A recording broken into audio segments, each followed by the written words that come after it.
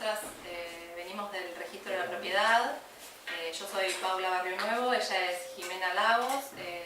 Trabajamos en el Instituto de Registración y Publicidad Inmobiliaria, que depende del registro. Y la idea de hoy, de esta charla, es hablar un poquito de cómo va a ser el funcionamiento de las medidas cautelares web que paulatinamente se fueron implementando en el ámbito del registro y de algunos departamentos en principio y de a poquito en toda la provincia de Buenos Aires. La metodología de cómo va a ser la charla, lo que queremos comentar, que esto al ser una videoconferencia vamos a tratar de primero hacer toda la exposición que trajimos preparado y después obviamente cada departamento judicial va a tener abierto al finalizar la exposición, que nos va a acompañar también gente al finalizar de la Suprema Corte, que les van a poder explicar la metodología para que ustedes puedan llenar el formulario a través de lo que es Augusta. Lo abrimos a las consultas que ustedes tengan. De alguna forma yo primero, buenos días a todos, comentarles que les voy a hacer una breve exposición de cómo llegamos hoy a esto que comentaba Paula, que son las comunicaciones electrónicas del 100% para todo lo que es la provincia de Buenos Aires. Esto nos acercó en el año 2012 a un primer convenio que firmamos con la Suprema Corte de Justicia, donde aparecía o tenía su reflejo en una disposición técnico-registral que era la 12 del 2012, donde se aprobaban formularios judiciales para inscripción de medidas cautelares tanto de embargo como de inhibiciones. Se hablaba del inicio de un procedimiento de comunicación electrónica y era para algunos juzgados del Departamento Judicial de La Plata y específicamente para algunos partidos cuando se trataba de medidas cautelares sobre inmuebles. Luego fuimos evolucionando y llegamos a la resolución de la Suprema Corte de Justicia 1799 del 2016, que tiene su correlato en la disposición técnico-registral 4 del 2016, que lo que se hace es incorporar formularios judiciales para todo lo que son inscripciones de medidas judicial, donde se aprueban los modelos y son esos modelos los que se utilizan, y se sustituyen algunos modelos que habían sido aprobados en la disposición técnico-registral 12 del 2012. Se comienza a dar lugar a lo que es una comunicación virtual entre los miembros del Poder Judicial y el registro de la propiedad a través de una ventanilla virtual que se crea al efecto, que es para atender todas estas cuestiones relacionadas a las comunicaciones electrónicas y a los formularios aprobados por la disposición técnico-registral 4 del 2016.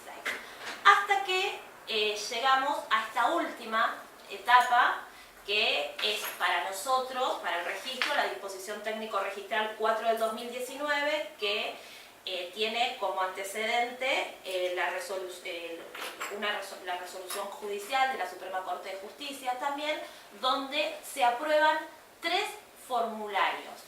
Los formularios que son con los que vamos a trabajar a partir desde el 11 de marzo del 2019 ya estamos trabajando con estos formularios, que son el formulario de medidas cautelares sobre inmuebles, medidas cautelares sobre las personas, que se llama anotaciones personales, que es el oficio judicial de anotaciones personales, y el oficio ampliatorio de medidas cautelares en proceso de inscripción, que también lo podemos llamar subsanatorio, que es tanto para las anotaciones personales como para lo que son los inmuebles.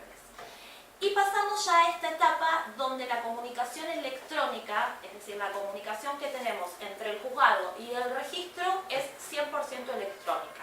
No como teníamos antes, donde los departamentos judiciales con los cuales hoy estamos hablando no han tenido esta situación de transición, pero sí con otros departamentos judiciales, como en el caso de La Plata, hemos tenido una etapa de transición donde utilizábamos lo que era el formulario de asociación cuando venía la comunicación electrónica. Ahora ya directamente este formulario de asociación ha sido derogado y pasamos a una comunicación 100% electrónica.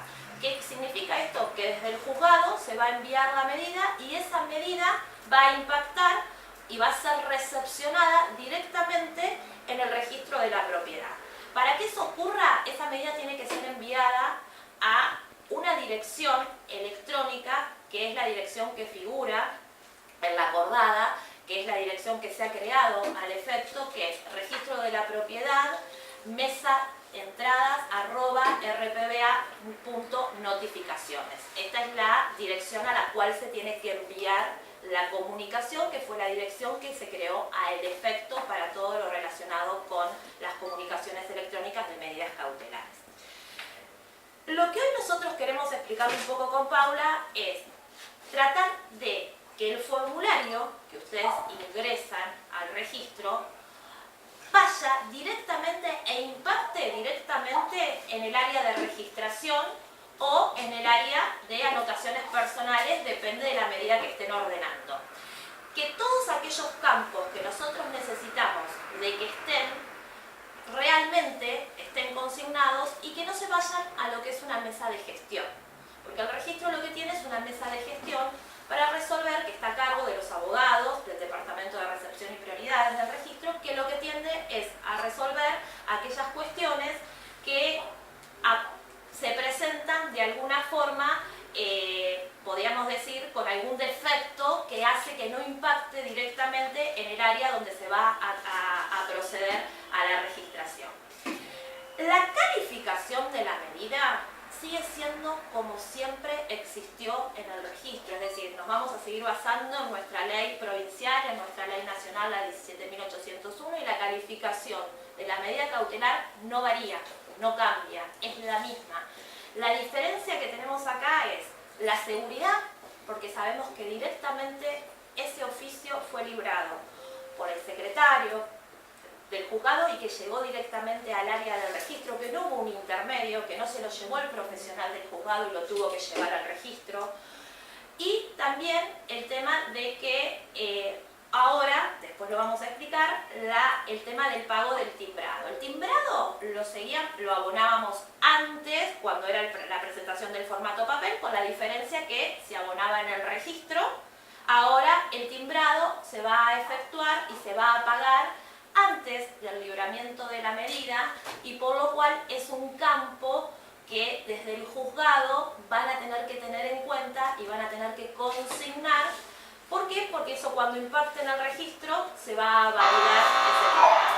Pero después, es decir, la forma de calificación es exactamente igual a cómo nos veníamos manejando. Esta última resolución tiene y de TR también, tiene dos etapas de implementación. Una primera etapa que ya comenzó, que fue el 11 de marzo del 2019 y en la cual la estamos transitando, que venimos trabajando con el Departamento Judicial de La Plata, todo el Departamento Judicial de La Plata, y específicamente con 17 partidos, cuando tengan que ver en relación a los inmuebles, con 17 partidos, que son el partido de Berisso, Coronel Blanz, Ensenada, General Paz, La Plata, Coronel Dorrego, Esteban Echeverría, Ezeiza, General Madariaga, Lobería, Merlo, Montehermoso, Necochea, Pinamar, San Cayetano, Trenquelauquen y Villa Gesell, para la comunicación electrónica. Y una segunda etapa de implementación que comienza a regir el día 3 de junio del 2019, donde ya van a intervenir todos los departamentos judiciales de la provincia de Buenos Aires y todos los partidos. Acá lo que queremos hacerle es una salvedad. Una cosa es la implementación de la comunicación electrónica, que tiene estos dos momentos donde ya estamos trabajando con el Departamento Judicial de La Plata y en relación a estos partidos. Y otra cosa es la aprobación de los formularios, de estos 3 formularios que yo les mencioné al principio. Los formularios fueron aprobados y están en vigencia desde el 11 de marzo del 2019, por lo cual los formularios a utilizar son los que se establece en la disposición técnico registral 4 del 2019, independientemente de que todavía no esté habilitada para algunos departamentos judiciales o para algunos partidos la comunicación electrónica. Y el formulario a utilizar son esos 3 formularios que nosotros mencionamos y que forman parte del anexo de la resolución y la disposición técnico registral. Y ya antes de darle paso a Paula, simplemente recordarles algunas cuestiones que son importantes para este proceso, que después las vamos a ir detallando en forma particular en cada uno de los casos. El modelo del oficio judicial de medidas cautelares sobre inmuebles y de anotaciones personales, lo que yo les decía, es de uso obligatorio para los órganos jurisdiccionales de la provincia de Buenos Aires. ¿Desde cuándo? Desde el 11 de marzo del 2019. Todos los datos que se solicitan tienen el carácter de obligatorio, salvo cuando se indique lo contrario. Debe confeccionarse un oficio por inmueble y por acto. Lo mismo en el caso que se tratase de anotaciones personales, es un oficio por persona. Lo que yo les mencioné anteriormente, debe abonarse un timbrado, por lo cual se va a generar un comprobante por cada oficio. Es decir, ese timbrado, que ahora después ustedes van a ver cómo va a venir el comprobante, es por cada oficio que se presenta. No pueden agregarse adjuntos al oficio judicial. No puedo enviar el oficio judicial con el comprobante adjunto. Eso no puede agregarse cuando se envía la medida. Y el tema de cómo abonar las tasas por servicios registrales, si bien no es algo de competencia de los juzgados, porque no es el juzgado quien va a efectuar el pago, sí es probable, por eso consideramos de que era oportuno mencionarlo, que los profesionales, como van a hacer el contacto con quien van a tener, les pregunten cómo pueden hacer para proceder al pago de la tasa por servicios registrales. Entonces, en ese caso, lo que tenemos que aclararle es que el pago es un comprobante por cada oficio judicial, que se puede pagar en forma, los medios de pago pueden ser de forma electrónica o por medio de comprobantes. En el caso de que lo quieran realizar por medio de comprobantes, lo van a poder hacer, es decir, en efectivo, lo van a poder realizar en todo lo que son las cajas timbradoras del Colegio de Escribanos, que pueden ser que se las van a encontrar tanto en sede central del Registro de la Propiedad, como en las delegaciones regionales del Registro de la Propiedad, o donde encuentren una caja timbradora del Colegio de Escribanos. En el caso, por ejemplo, del Departamento Judicial de La Plata, también encontramos en el Ministerio de Economía cajas timbradoras del Colegio de Escribanos.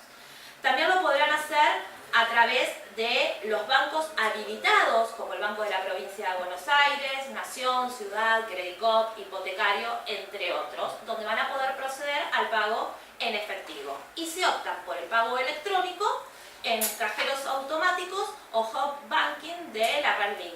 En esos casos también podrán efectuar el pago electrónico. ¿Cómo van a encontrar el formulario los profesionales? Van a tener que ir a la página del registro, que es www.rpba.gov.ar, y ahí van a encontrar una solapa que dice descargas. Nosotros acá le hicimos una captura a la pantalla de lo que se van a encontrar. Ahí tinclean en la parte descarga y le va a aparecer diferentes opciones de formularios o diferentes tipos de formularios. Al formulario al cual tienen que seleccionar es el formulario B. Seleccionan el formulario B y ahí comienzan con todo lo que es el llenado de este formulario. Lo primero que van a tener que tildar es que es para uso judicial, que ese formulario B lo van a utilizar es para uso judicial. Y luego de llenar todos los datos que le va solicitando el formulario o la boleta, el formulario B, consignar si el pago deciden hacerlo por medio electrónico o a través de un medio, por medio de comprobante, que sería en efectivo. En estos lugares que les mencioné anteriormente van a poder efectuar el pago. Una vez que seleccionaron eso, se les va a generar lo que es el comprobante y van a proceder al pago. Esto es una advertencia que nosotros le queremos hacer o ponernos en conocimiento de esta situación.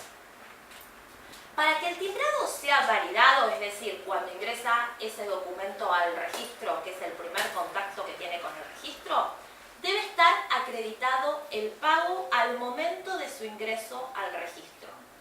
Es decir, cuando ingresa al registro, ese primer control que se hace, que es del timbrado, tiene que haberse acreditado el pago. ¿Qué pasa? Si el pago se efectúa en forma electrónica o en las cajas acreditación es inmediata. Ahora, si el pago lo efectúan en bancos habilitados, que son los que les mencioné anteriormente, la acreditación no es inmediata.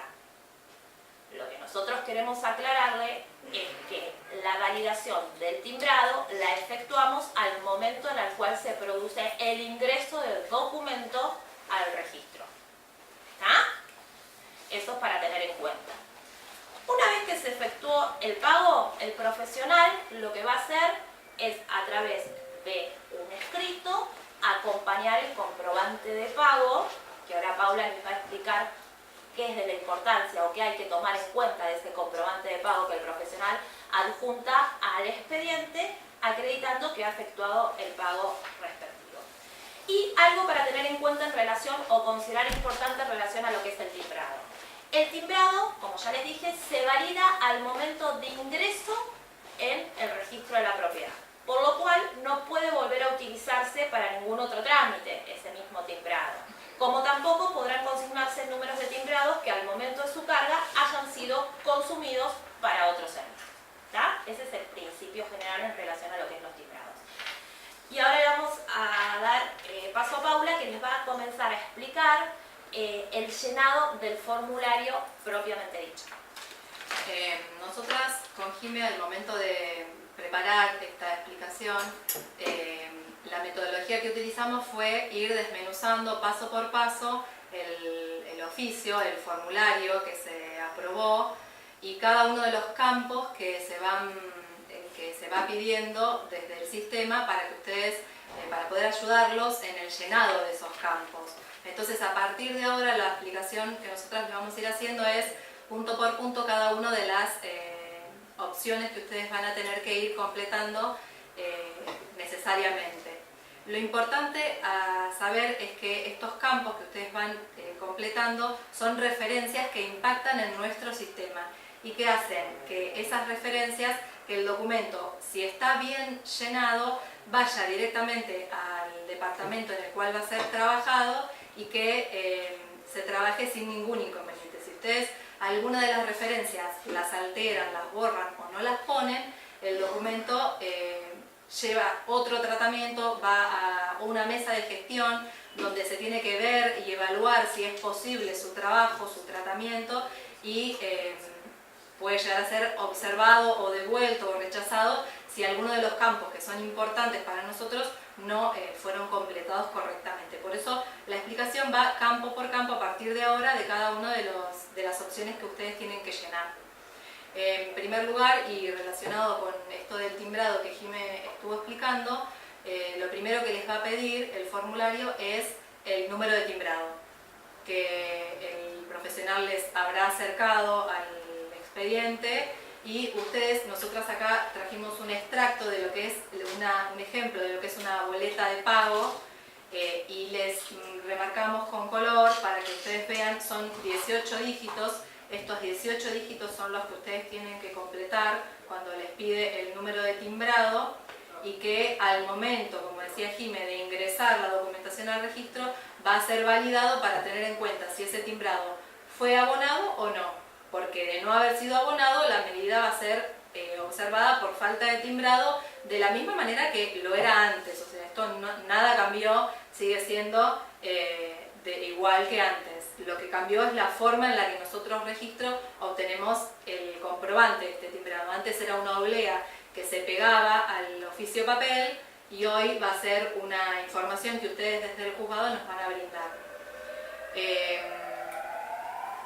Lo importante que quisimos traer para alertarlos es los supuestos especiales que hay en algunos casos en los que la tasa se encuentra sujeta a recupero. Ustedes se van a encontrar con la tramitación de algunos expedientes en los cuales el profesional pueda solicitar al registro la anotación de una medida cautelar o una modificación o una ampliación y que esa tasa no la va a abonar en el momento en el que está haciendo la tramitación de esa anotación, sino que se va a diferir ese pago para el momento del levantamiento de esa medida cautelar.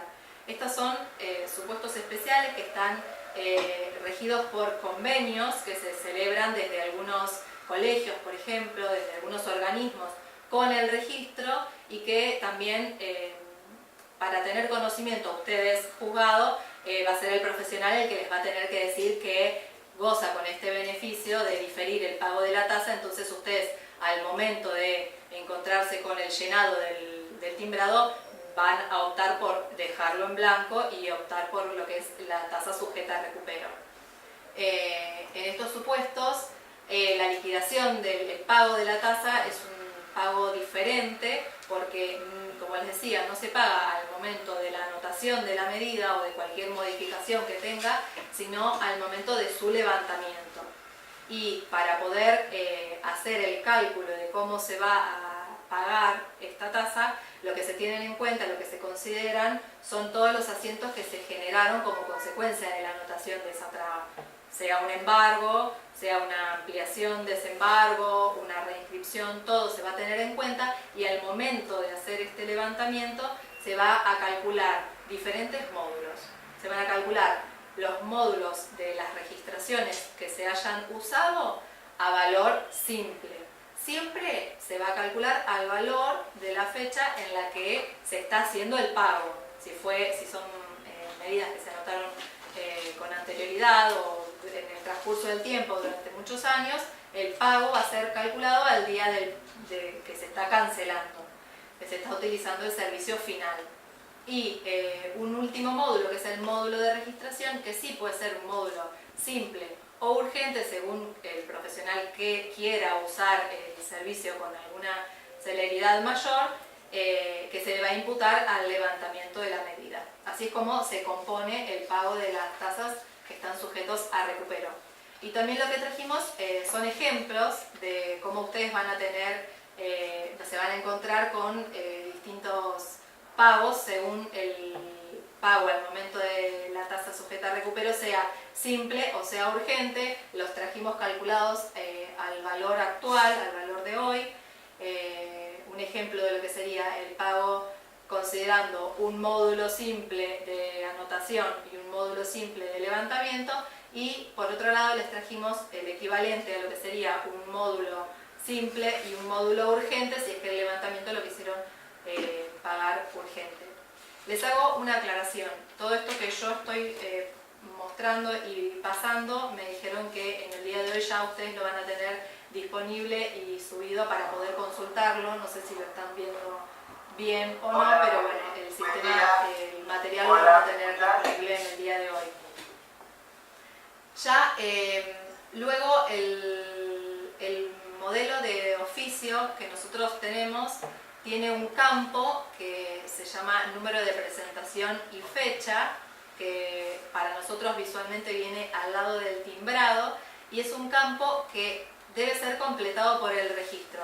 Acá donde dice número de presentación y fecha, no va la fecha en la que se libró el oficio, no va la fecha en la que se lo está confeccionando. Ustedes lo dejan en blanco y es el campo que el registro luego, al momento de ingresar esta documentación, le va a dar número de presentación, va a impactar en nuestro libro de ingresos diarios y va a tener que estar luego relacionado con lo que son el sistema de prioridades del registro.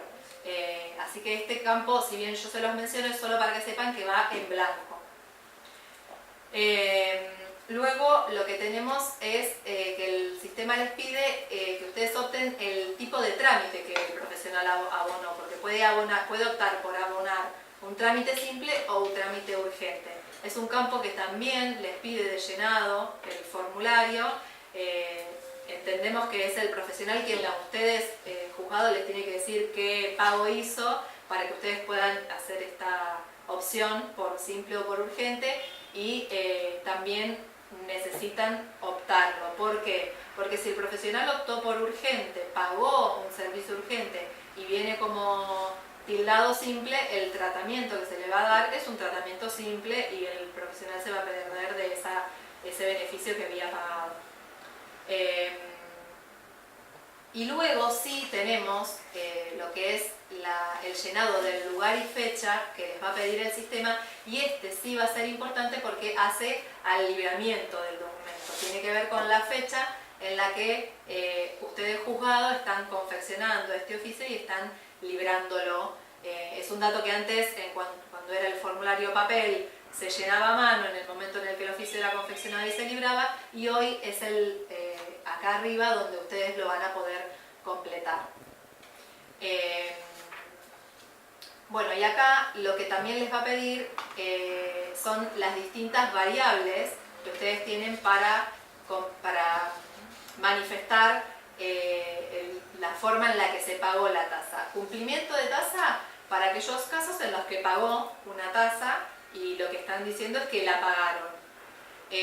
La tasa sujeta a recupero, lo que ya les expliqué, cuando no se pagó la tasa porque se difiere su pago para el momento oportuno. Y después van a tener la posibilidad de optar por algunos de los supuestos especiales. Por ejemplo, si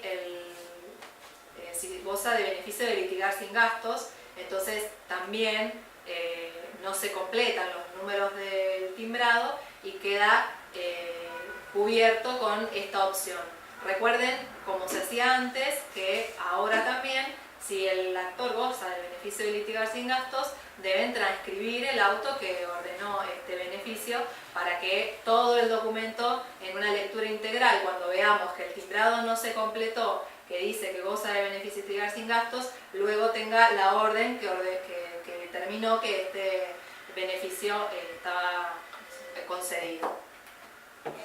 Y ya más adelante a lo que llegamos es a los datos que hacen a la identificación del juzgado, de la carátula del expediente y del funcionario que a nosotros nos está solicitando que anotemos esta medida. Esto es igual que antes, hace a las veces del contenido de un oficio judicial. Lo que se hizo fue buscarle un estándar para el llenado y para que no falte. Para nosotros es importante porque las medidas cautelares las identificamos no solo por el auto al cual están relacionadas, desde el cual están ordenadas, sino con el juzgado que las ordenó, porque de un mismo juzgado pueden venir en distintas causas, distintas medidas cautelares que vayan a pagar al mismo bien, y siempre va a estar relacionado con las posibles modificaciones que se vayan a hacer sobre una medida cautelar o sus levantamientos. Nosotros identificamos el bien, que más adelante se los vamos a contar cómo lo hacemos, y identificamos esa medida. Esa medida, al momento de anotarla, necesitamos que esté claro quién la está ordenando y en qué proceso. Por eso se van a encontrar con que el sistema les va a pedir que carguen quién es el funcionario que está ordenando esta medida. Lo que tienen que indicar es el cargo, no hace falta completar el nombre y apellido.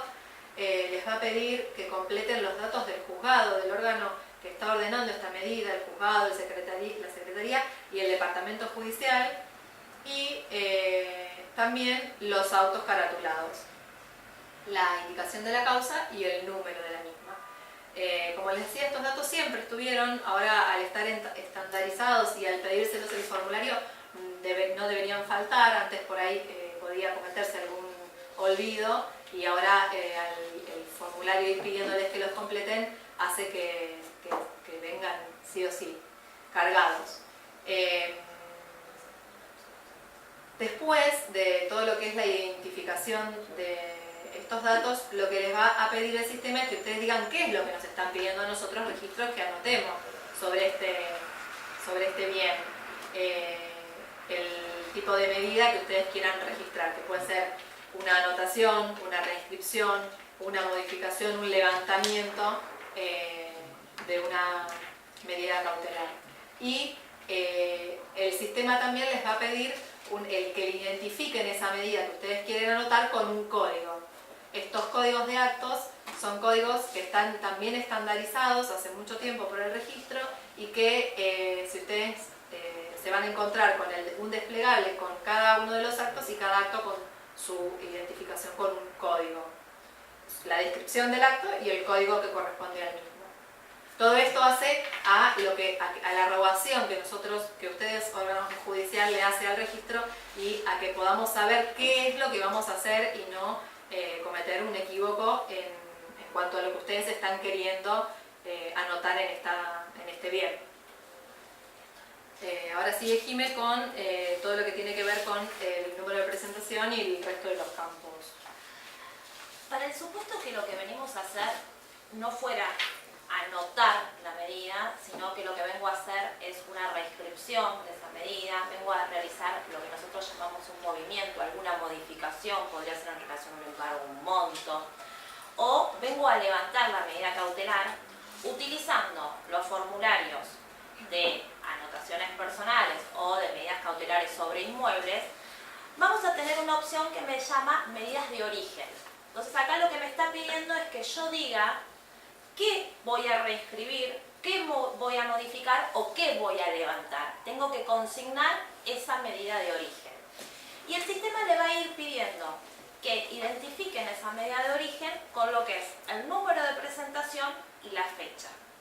Pero se los va a ir disociando ese número de presentación y fecha. Les va a pedir primero que les indiquen cuál es el código de entrada. El código de entrada, nosotros acá le trajimos un modelo donde tenemos todo el número de presentación con su fecha y se lo trajimos discriminado. El código de entrada son los primeros dos números, que el 98 es lo que identifica a todo lo que son las comunicaciones web, todo lo que ingresa a través de lo web.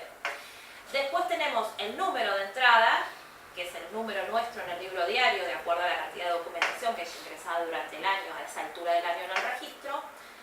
Y después van a encontrar lo que es una barra y lo que se llama dígito verificado. El sistema les va a pedir primero código de entrada, entonces serían estos dos primeros números, después le va a pedir número de entrada, serían en este caso en el ejemplo el número 392, y después le va a pedir dígito verificador. Cuando le pide dígito verificador es lo que encontramos después de la barra, que es un número que va a ir siempre del 1 al 9, que va a ir, que varía. Y después la fecha de presentación, que el sistema de ustedes directamente les va a abrir ahí lo que es un calendario y ustedes van a tener que identificar la fecha de esa medida. En el caso es importante consignar la medida de origen si yo vengo a reescribir o vengo a levantar. Siempre lo que tengo que tener en cuenta, que yo lo que tengo que consignar ahí es la medida de origen, porque puede tratarse de que una medida de origen haya tenido modificaciones, diferentes movimientos y que hoy la venga a levantar. Lo que yo consigno, lo que vengo a levantar es la medida de origen, el número de presentación de la medida de origen, que es lo que se me está pidiendo ahí. Nosotros acá les hicimos un gráfico que tiene que ver con el plazo en realidad de las medidas cautelares, que esto ya tiene que ver con lo que es el código de procedimiento, que las medidas cautelares tienen un plazo de vigencia de 5 años. Todo lo que ocurra durante esos 5 años, todos los movimientos como pueden llegar a ser una aclaratoria, convertir un embargo, cambiar el estado procesal de ese embargo, que es un embargo preventivo y se transforma en un embargo de carácter ejecutivo o ejecutorio, o llevar a cabo lo que es una reinscripción del mismo, tenemos que ver que son diferentes posibilidades o movimientos que se dan dentro de la vida de esa medida cautelar, pero que, salvo en el caso de la reinscripción, que es otros, ahí comenzarían a contar los 5 años, esos movimientos, como les comentaba recién, las aclaratorias, la conversión de un embargo, la modificación de un monto, no afecta el plazo de vigencia de la medida. La medida nos vamos a mantener por el origen y la medida va a ser de 5 años. También lo que queremos aclararles y aprovechar el momento, que en el caso de las reinscripciones tengan en cuenta de que nosotros tenemos una disposición técnico-registral que es la 3 del 81, donde para poder inscribir una reinscripción tiene que ser en un plazo que no sea superior a los 180 días antes de su vencimiento. En el caso de que sea enviada con un plazo anterior a los 180 días de su vencimiento, van a recibir una observación donde se indica dar cumplimiento a la DTR 3 del 81, que se refiere a eso, que recién la vamos a poder ordenar reescribir cuando estemos en un plazo que no sea anterior a los 180 días anteriores a su vencimiento. En el caso de no cumplir las medidas con los requisitos solicitados, esto no varió de ninguna manera como lo venimos manejando hasta ahora. Si no tienen los requisitos, salvo que estemos hablando de un levantamiento, si no serán inscripciones de carácter provisorias. Las provisorias tienen un plazo de validez, que ya lo establece la ley 17.801, en su artículo 9, que son de 180 días, y después, en ese caso, que no se haya ingresado nuevamente la medida para subsanar el error, caen. De lo contrario, se podrá, dentro de ese plazo, ingresar y subsanar el error y por lo cual se contará su vigencia desde el momento mismo de la presentación. Esto sigue siendo exactamente igual a lo que era desde que inscribimos lo que son las medidas cautelares. Después también recordarles que el cambio de lo que es el estado procesal de la medida cautelar para el registro se publicita, porque nosotros tenemos, es decir, si lo desean publicitar y cuando el juzgado lo ordena que se publicite, es algo que se publicita para que exista la realidad registral, sea la misma que la realidad extrarregistral, pero no cambia la fecha, es decir, no cambia la fecha de la inscripción originaria, es decir, no cambia el plazo de caducidad de la medida, es un cambio del estado procesal de la medida que tiene que ver con el carácter que se le está dando de acuerdo a la etapa del proceso en que nos encontramos del proceso del embargo en este caso. Entonces, acá le pusimos como atención un resumen de lo que yo les estoy diciendo, que registralmente la conversión del embargo no genera un nuevo embargo, es decir, no es una nueva fecha de presentación, seguimos con el origen. Que ante la ampliación de monto de un embargo tampoco modifica el embargo de origen. Tenemos una disposición técnico-registral que dice expresamente esto que yo les estoy mencionando. Y que en caso de que el embargo hubiera caducado e ingrese un oficio solicitando su reinscripción o ampliación de monto, se tomará como un nuevo embargo. Y esto se publicita y se les hace conocer al momento en el cual se les devuelve las medidas, se les dice que ya fue tomado, que esto fue tomado o registrado como un nuevo embargo, no como una ampliación o como una reinscripción. Eso va a tener en cuenta para el momento en que vayan a solicitar el levantamiento de esa medida, porque ahí van a tener que levantar, la medida de origen va a ser la de la fecha de esa, supuestamente lo que ustedes enviaron como una reinscripción, pero que fue anotado como un embargo, un nuevo embargo. ¿Estamos? Esto igualmente es a modo de comentarles y aprovechando la oportunidad, viendo también la mayor cantidad de observaciones que tenemos en relación a lo que es medidas cautelares, pero no es algo que haya sido modificado o propio del sistema de comunicación electrónica. Es propio de la registración de las medidas cautelares que existían antes y el ahora. La calificación es exactamente igual. Y acá después ustedes se van a encontrar siguiendo el llenado del formulario que les pide, en el caso de que se tratase que estuviéramos hablando de oficios judiciales sobre de inscripción de medidas cautelares sobre inmuebles, que les pide que indiquen el tipo de registración. En este caso nosotros queremos comentarles por qué para nosotros es fundamental que nos indiquen el tipo de registración.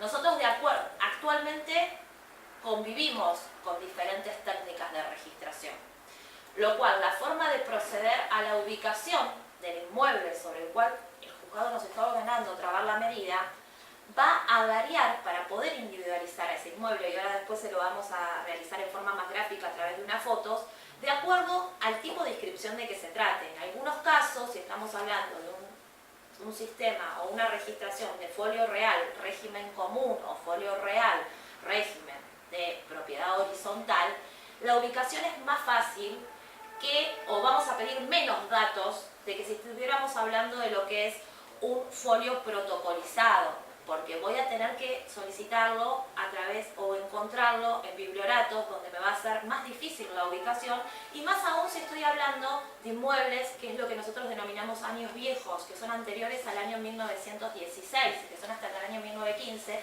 donde voy a tener que poner, y el sistema a ustedes les va a ir pidiendo, algunos elementos que sí o sí son necesarios para que nosotros los podamos ubicar. Entonces, cuando el sistema a ustedes les pida tipo de registración, se les va a abrir una pantalla que les va a dar la opción, que va a ser folio real régimen común, folio real propiedad horizontal, folio protocolizado régimen común, legajo especial propiedad horizontal. Previamente a eso, lo que tienen que hacer es primero consignar el número de inscripción, porque antes de desplegar esta segunda pantalla que ustedes ven ahí marcado con un renglón azul, les pide el número de inscripción que es el número de que estemos hablando, independientemente del tipo de registración, que podrá ser el número de la matrícula, que es lo que se denomina folio real, o podrá ser el número del folio protocolizado. Si estoy hablando de un folio protocolizado, no solamente voy a tener que poner el número de inscripción, el número, sino voy a tener que poner el año de que se trate. Porque ese folio, para poder individualizarlo, yo voy a tener que saber el número y de qué año, para ir a buscarlo en el bibliorato, en el protocolo que corresponde. Y si estoy hablando de una inscripción que es anterior al año 1916, es decir, que es hasta el año 1915, voy a tener que consignar el número, el año y la serie, porque es un elemento más que yo tengo que tener para poder proceder a encontrar el inmueble que tengo que trabar lo que es la medida. Después, un elemento esencial, porque esto es lo que no nos permite, es decir, no nos permite ni siquiera poder efectuar la inscripción provisoria, ¿sí? Yo no consigno lo que es el partido por el cual quiero la medida y el código de ese partido. Las pantallas a ustedes les va a aparecer el partido y les va a abrir los partidos existentes sobre los cuales ustedes pueden ordenar la medida. El código de partido no tiene un desplegable, pero lo pueden encontrar en la página del registro. Van al mismo sector que les expliqué hoy cuando hablábamos de los formularios. En el sector descarga tienen una tabla que habla de lo que son los códigos de partidos. Nosotros tenemos en la actualidad 137 códigos de partidos, si bien son 135 los partidos como partidos como tales, seguimos teniendo vigentes algunos partidos que hay inmuebles en los cuales no han sido reubicados, y como no fueron reubicados, sigue estando vigente su código para si tuvieran que trabar alguna medida sobre ellos. Y ahí van a encontrar los códigos de cada uno de ellos y a los partidos a los cuales estamos haciendo mención.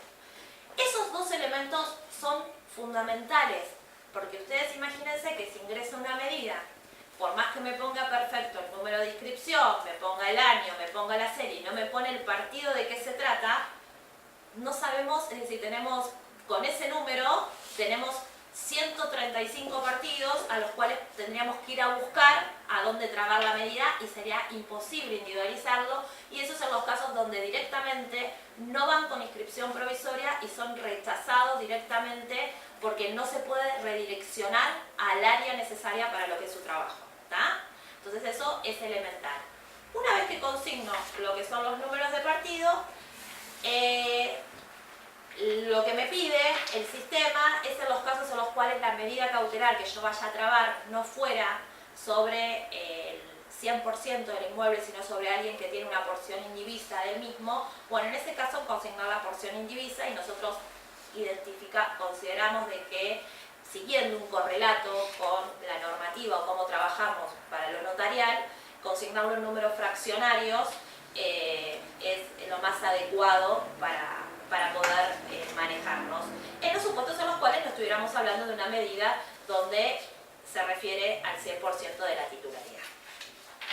Y acá es de alguna forma más que nada visualizar con medio de las imágenes esto que yo les comentaba de las diferentes técnicas de registración que conviven y que hacen que nosotros tengamos que ubicar ese inmueble. Por eso que en algunos casos van a encontrarse con que nada más le pedimos un número de inscripción, porque estamos hablando de un régimen de folio real, y en otros casos ya estamos viendo otros elementos, como en el caso acá están viendo lo que sería ubicar un inmueble que es hasta el año 1915. Esos son nuestros ficheros, donde tenemos que ir a buscar en esos libros, que se los denominan protocolos, el número que ustedes nos asignan, y ya no nos bastaría nada más que con el número, sino la serie. Es por eso que es otro elemento más, porque tenemos que ver de qué serie se trata, porque el mismo número del mismo partido podría ser de diferentes series. Es decir, son elementos esenciales para individualizar al inmueble. Después tenemos estos son los protocolos, son los folios, donde también nosotros le pedimos el número de folio y le pedimos el año. ¿Por qué? Porque así los ubicamos, tienen el año dentro de lo que es el lomo de ese protocolo, y si yo no sé del año que se trate, ese folio de ese partido puede estar en diferentes años y estaríamos hablando de inmuebles diferentes. Y este es el caso donde le pedimos nada más que un número, que es el número de matrícula, Porque ya en este caso tenemos la historia del inmueble en todo lo que es en las fichas que nosotros denominamos matrículas, que tienen todo lo que es la historia del inmueble y con el número y el partido es suficiente para que nosotros podamos ubicarlo. Entonces acá lo que hicimos es visualizarles por qué, de acuerdo a cada técnica de registración, los elementos que solicitamos son diferentes, porque es diferente la forma en la cual nosotros podemos encontrar a lo que es el inmueble. Y después ya pasamos a todo lo relacionado a lo que son el formulario les sigue pidiendo, que ahora Paula les va a explicar, que sería en el caso que estuviera afectado por lo que hoy es el derecho real de propiedad horizontal, es decir, un inmueble que se encuentra afectado con el derecho real de propiedad horizontal, donde ya vamos a tener que individualizar o consignar algunos datos más para poder trabar la medida sobre la unidad funcional o complementaria. Nosotros les confeccionamos acá una imagen que les referencia a este campo, donde si el bien, como decía Jimena, está afectado al régimen de propiedad horizontal, les va a pedir si ustedes lo que quieren hacer es la anotación de la medida cautelar sobre una unidad funcional o unidad complementaria, y van a tener que llenar este dato. Y lo que después les trajimos fue una imagen de lo que sería una matrícula, como decía Jimena, régimen de folio real, para que ustedes vean toda la información con la que nosotros contamos, porque ustedes necesitan brindarnos la información necesaria, como decía Jimena, para que nosotros podamos individualizar correctamente el bien. Y lo que nosotros vemos cuando nos dirigimos a un dominio es en un folio real esta ficha, esta matrícula, y la distribución de la información dentro de la matrícula la encontramos de esta manera. Arriba tenemos lo que es la inscripción de dominio, con todo lo que sería la descripción del partido y la nomenclatura catastral. Les trajimos una matrícula que tiene una unidad funcional, ustedes la encuentran acá redondeada con color rojo, en este caso la unidad funcional 23, y la idea de esta imagen, de esta matrícula, es que ustedes puedan ver de dónde pueden obtener los datos que se les están pidiendo para llenar el formulario. Siempre estamos hablando de que ustedes necesitan alguna serie de datos para completar este formulario, que va a ser dirigido al registro y que va a buscar la anotación de una medida cautelar sobre un bien determinado.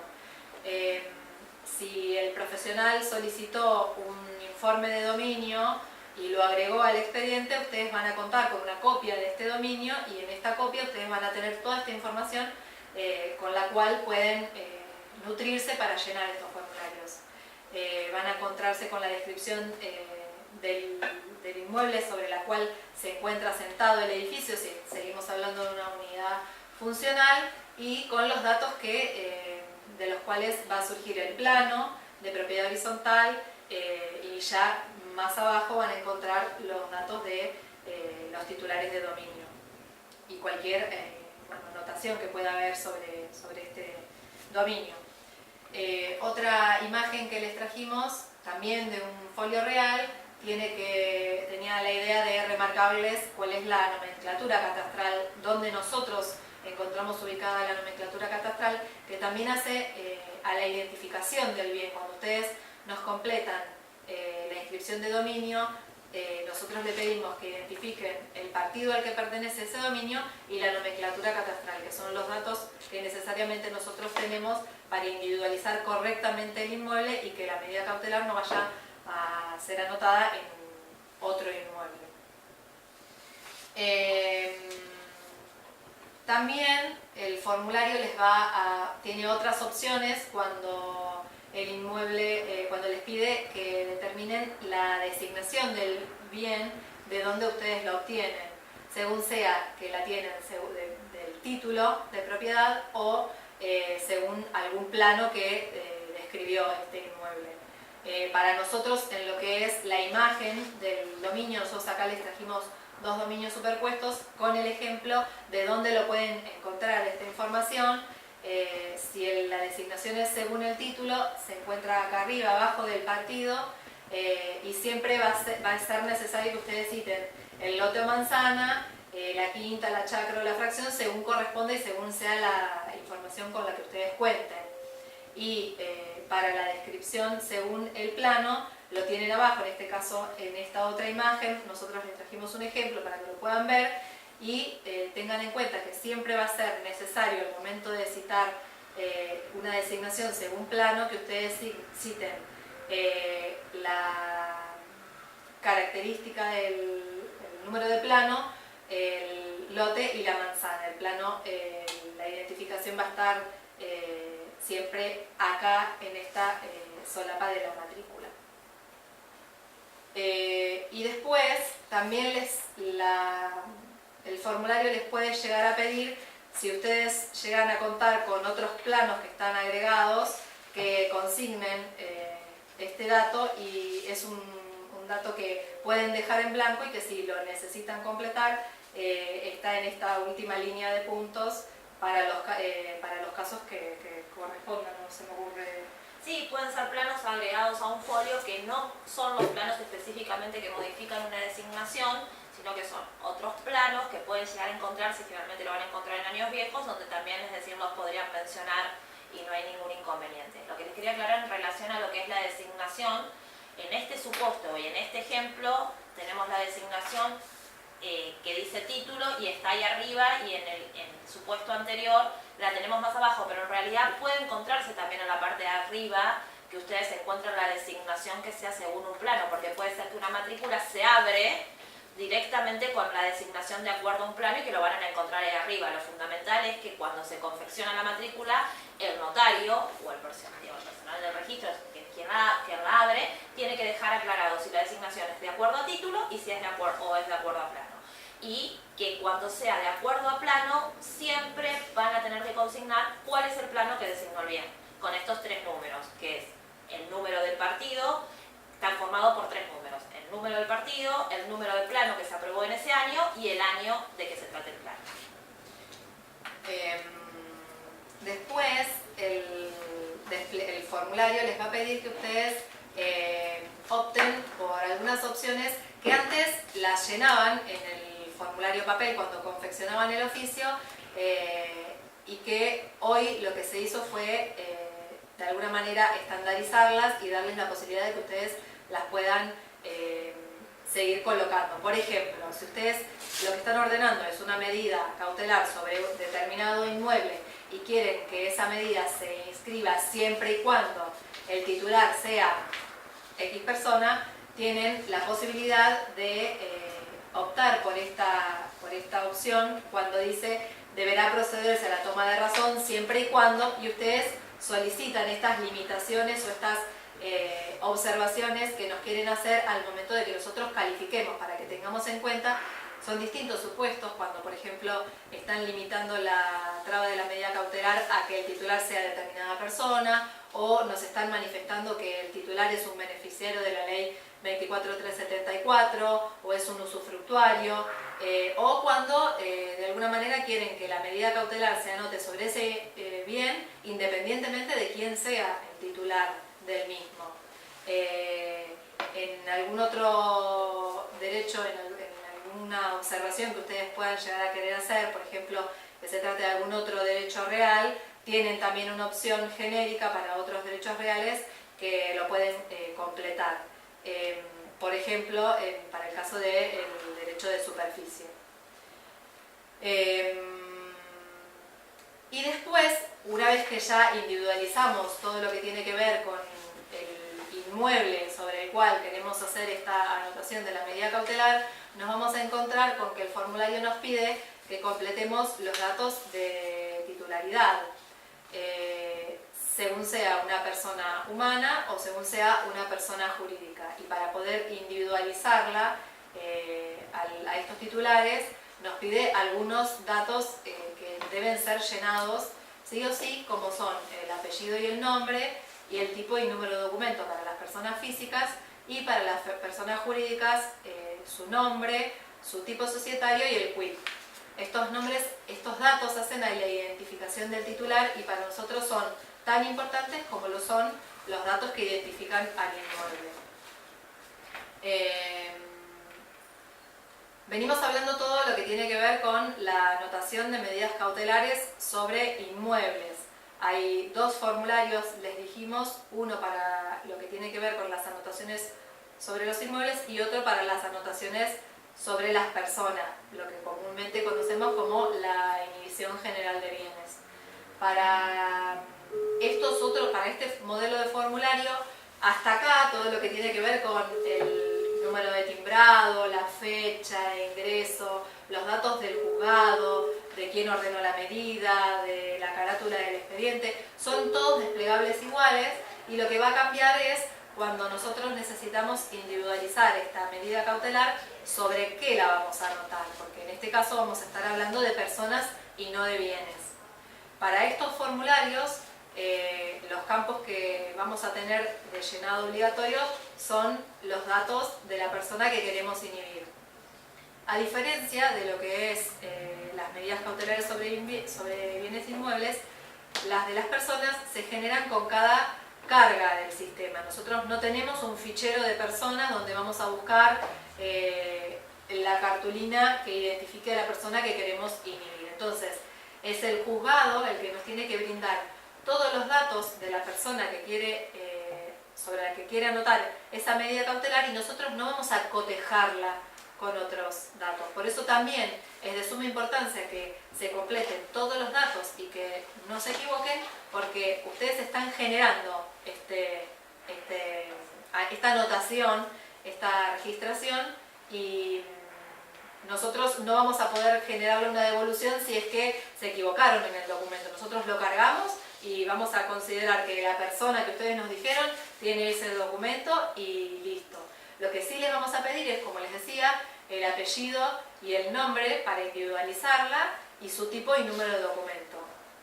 Hay otros campos que nosotros les vamos a solicitar que hacen a la mejor individualización de esta persona, como puede ser la fecha de nacimiento, la nacionalidad, el quit o el apellido materno, apellido y nombre. Si ponen el apellido tienen que poner el nombre, no pueden optar por uno u otro. Si se pone el campo se completa.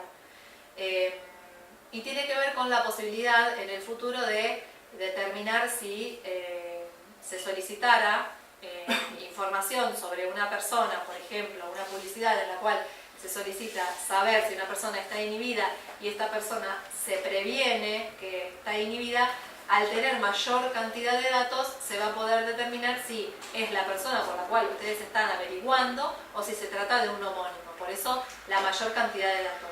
Lo que sí o sí no puede faltar es el apellido y el nombre y el tipo y número de documento. Se van a encontrar con algunos supuestos en los que lo que se va a anotar es una medida cautelar sobre una persona que no es de nacionalidad argentina. Entonces ahí también el desplegable les da la opción de otros tipos de documentos que no son los que tenemos los argentinos, que se van a encontrar con la opción del documento del DNI para extranjero, de alguna cédula de identificación, como puede llegar a ser de alguna provincia, y se pueden encontrar también con la opción de completar los datos del pasaporte. Ustedes piensen que si van a poner la nacionalidad argentina, siempre se va a solicitar que completen el DNI. Y si completan una nacionalidad extranjera, se van a pedir alguno de estos tipos de documentos. Todo siempre teniendo en cuenta que ustedes están individualizando así la persona que quieren inhibir y no cometer el error de inhibir a otra persona o de no inhibir correctamente a quienes ustedes están queriendo anotar esta medida cautelar. También el desplegable les va a pedir, si ustedes lo que están anotando es una medida cautelar sobre una persona jurídica, el tipo de la sociedad, no solo el nombre, sino que individualicen el tipo de esta sociedad. Y se van a encontrar con un desplegable donde van a tener todas las posibles opciones de tipos societarios sobre las cuales nosotros tenemos registro. Y un campo importante para el juzgado, en aquellos procesos en los cuales se pueda llegar a ordenar un levantamiento de una medida al solo efecto de escriturar, resaltarles que son todos campos de llenado obligatorio. Si ustedes van a ordenar una medida al solo efecto de escriturar, es una medida limitada, donde ustedes van a permitir que determinada persona disponga de un determinado bien en el marco de una determinada causa, y nosotros vamos a pedirles que completen todos estos datos para poder permitir esta disposición de esta persona para este caso en particular. No es genérica, se levanta para un acto en particular. Por eso nosotros le pedimos determinados datos que lo van a individualizar. Por ejemplo, el apellido y el nombre de quien va a adquirir, el escribano que va a autorizar este acto, el partido del escribano, su registro, la operación que van a realizar y el monto, y después que identifiquen el inmueble que va a disponer esta persona, que le estamos levantando esta inhibición general de bienes para que disponga de ese bien en particular. Y la designación, la inscripción del bien les decía. Por eso todos estos datos, si ustedes van a autorizar un levantamiento del solo efecto de escriturar, nosotros son todos datos que hacen a la individualización, a este levantamiento limitado que les decía para este acto en particular. Después lo que van a encontrarse es con otro campo que lo que les va a permitir es que ustedes transcriban el auto que ordenó la medida. Esto también estaba en los formularios papel, y lo que se dio con este campo es la posibilidad de completarlo. Es un campo libre que también tiene que ser llenado como lo era antes, y que lo van a encontrar en todos los formularios, en todas las opciones de formulario, tanto para las anotaciones sobre inmuebles como las anotaciones sobre las personas. Les va a pedir que completen la resolución judicial y el apellido y el apellido y el nombre del juez que firmó esta orden. En ese caso también es el campo para transcribir no solo lo que es la resolución que ordena la traba de la medida o el levantamiento o la modificación de que se tratará, sino también con lo que le vinculábamos anteriormente en relación al beneficio de litigar sin gastos.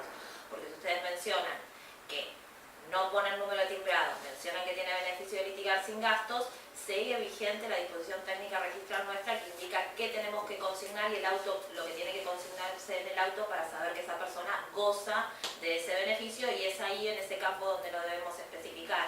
Porque hemos tenido casos donde no ponen timbrado, ponen que gozan del beneficio de litigar sin gastos, pero después no ponen el auto, pensando de que ya, como lo se puso ahí arriba, ya estaría cumplida esa manifestación, pero nosotros tenemos que tener una resolución judicial que así lo establezca. Y después el formulario nos da un campo que se llama observaciones. Es un campo donde ustedes pueden manifestar cualquier observación que quieran hacernos. Por ejemplo, nosotros les trajimos como ejemplos el supuesto en el que ustedes quieran modificar el carácter, aclarar el carácter de la medida cautelar, si es un embargo preventivo, ejecutivo, ejecutorio. Sería este el campo en el cual ustedes van a contar con la posibilidad de aclararlo. O también, y muy importante, para que ustedes puedan consignar si la medida cautelar que ustedes están ordenando es una medida con monto, y de serlo, si es con monto, para que ustedes puedan consignar cuál es el monto, discriminándolo si es correspondiente a capital o a intereses, si es que no lo hubiesen transcrito ya en el auto que ordenó la medida. Entonces ustedes van a tener la posibilidad de, en este campo, completarlo. Ya ahora nosotras lo que trajimos es algunos supuestos que tienen que ver con lo que va a ser la utilización de oficios excepcional para los casos de oficios que todavía se encuentran en formato papel. Sí, siguiendo con lo que les comentaba Paula, también en este rubro observaciones tiene que ver con lo que es la titularidad, que Paula les mencionaba la posibilidad de poner otro derecho real. Es en este momento donde tenemos que especificar cuál va a ser el otro derecho real en observaciones. Por ejemplo, si se tratase de un superficiario, nos va a quedar cargado en la parte que ordena la medida otro derecho real, y en observaciones aclaran de qué otro derecho real se trata. Y también aclarar, recordarles que puede ser que la titularidad sobre la cual se ordena trabar las medidas esté en cabeza de más de una persona, entonces ustedes van a tener que cargar más de una vez a la persona. Se pueden replicar esos campos, es decir, de acuerdo a tantos titulares como existiesen, se pueden copiar y se pueden replicar y pueden cargarlos sin ningún inconveniente. Y ahora nos vamos a lo que se llama instrucciones adicionales para el caso de oficios ingresados en formato papel. En principio es la excepcionalidad, es decir, la comunicación es la comunicación electrónica. Pero sí es cierto que más que nada los departamentos judiciales que hoy en día nos están escuchando siguen ingresando con formato papel hasta el día 3 de junio. Entonces, ¿cómo nos manejamos en ese caso? En principio, los formularios que tenemos que utilizar, como comenzamos la charla, son los formularios aprobados por la resolución de la Suprema Corte de Justicia y por la DTR 4 del 2019, que son los que se encuentran en la página del registro. Ustedes ingresan a la página del registro y van a encontrarse con los formularios judiciales. En descarga, formularios judiciales, y son estos formularios que nosotros les estuvimos explicando. La impresión la van a tener que realizar en doble faz. El oficio se debe completar vía web con las ayudas interactivas y no se puede completar ni con o enmendar ni con máquina ni en forma manuscrita. Se debe consignar quiénes son las personas que se encuentran autorizadas para su diligenciamiento, la cantidad de carillas y el número del folio de seguridad. Y debe estar con firma y sello del órgano jurisdiccional del cual proviene. Esto es hasta el día 3 de junio, sobre todo para aquellos departamentos judiciales que no están en esa primera etapa de implementación. En el caso de que lo que vendríamos a hacer o a utilizar es el formulario que se denomina formulario de ampliatorio o subsanatorio de una medida cautelar que se encuentra en proceso de inscripción, recuerden que, como dijimos al principio, es el mismo formulario tanto para realizar una subsanación de una medida cautelar sobre un inmueble como sobre una medida cautelar de una persona.